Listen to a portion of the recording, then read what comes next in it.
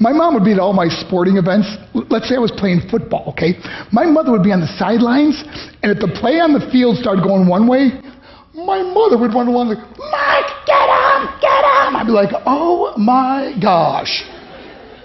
I'd get in the huddle with the other guys. They go, Mark, is that your mother? I go, no, I never saw her before in my life. See, the greatest gift my mother ever gave me, she believed in me.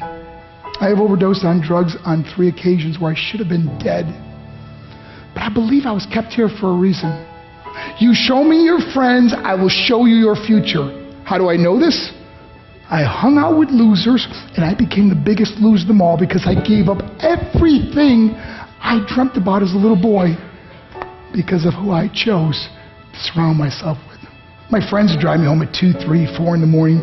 We'd be drunk and high, laughing in the car. We'd pull up in front of my house in New York. They go, Mark, the light's on. I go, oh man, my mother's up. See, my mom wouldn't go to bed until she knew her son was still alive. I'd walk in, she'd say, hi Mark, how was your night? I go, it was good, Mom, I'm just gonna go to bed. She goes, can I talk to you for a minute? I go, Mom, I'm tired, I'm just gonna go to bed. She goes, Mark, I haven't seen you all day and all night. Can I please talk to you? I said, man, just leave me alone. You bug me. I'd slam my bedroom door on the one person who believed in me. I was on a worldwide tour and we were wrestling overseas in Japan. After my wrestling match, I went upstairs in my hotel room and I fell asleep.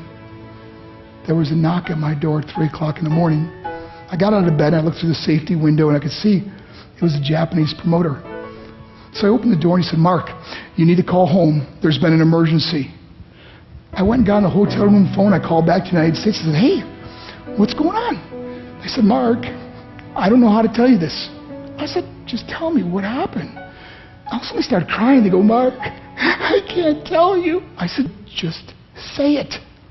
They said, Mark, your mother died. I just threw the phone down. I ran out of my hotel room. I took the elevator to the lobby, and when the doors opened up, I just ran out into the street. I mean, there was no cars, there was no people. It was 3 o'clock in the morning. And I walked down the middle of a street in Hiroshima, Japan, and I remember looking up and just saying, Mom, I am so sorry. I flew home for her funeral, and I was so nervous to walk up to her casket, so I just stood way in the back. And I kept looking from a distance. I kept thinking to myself, Mom, please wake up. Please get up. And then I finally got the nerve to walk up to her. And as I got closer, I could see my mom for the first time. I mean, she was so beautiful. She was dressed in white. I mean, she looked like an angel. And I just stood over her and I said, Mom, you are my hero. Everything I am, everything I hope to be was because of you. You loved me so much. You gave me a life. You're the only one that ever believed in me. How did I repay her? By getting drunk, by getting high, by getting stupid, by hanging out with losers. For what? All she ever wanted to do was talk to me.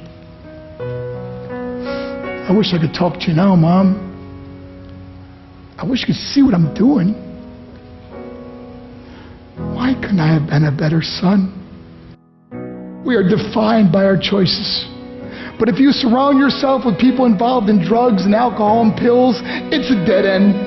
I'm not here to preach to you. I'm here to tell you I lived that life. It leads to broken hearts, broken relationships, broken dreams, and death.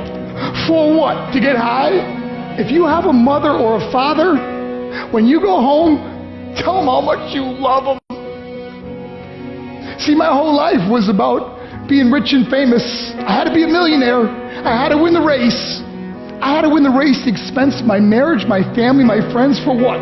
To be all alone in the world? I learned what is truly important, and that is how precious this gift of life is, and our families, and how quickly it can be taken away.